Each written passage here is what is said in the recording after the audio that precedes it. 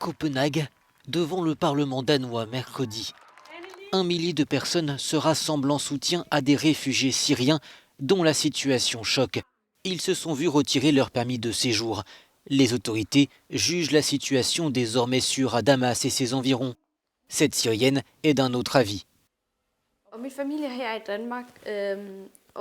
Ma famille est ici au Danemark et si je rentre, il n'y a pas de loi en Syrie qui peuvent me protéger comme ici au Danemark. Mon père est recherché là-bas, alors je serai bien sûr arrêté à mon retour à l'aéroport. Ils me menaceront et me forceront à leur dire où est mon père pour qu'il revienne et il sera arrêté aussi.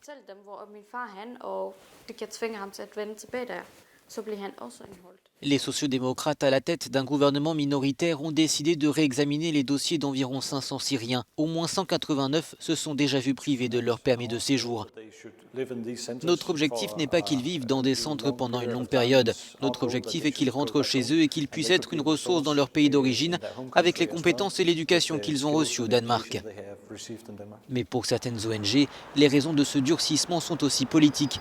Le Parti populaire danois d'extrême droite a donné un plus grand poids aux enjeux de l'immigration et exige des contreparties à leur soutien sur d'autres textes au Parlement. On a dit aux Syriens, vous êtes ici jusqu'à ce que votre pays soit à nouveau sûr. Mais la Syrie est-elle à nouveau sûre? Il n'y a que le Danemark qui le dit. Le Danemark est effectivement le premier pays européen à prendre cette décision, alors que le Conseil danois des réfugiés rappelle les graves risques toujours encourus par la population à Damas.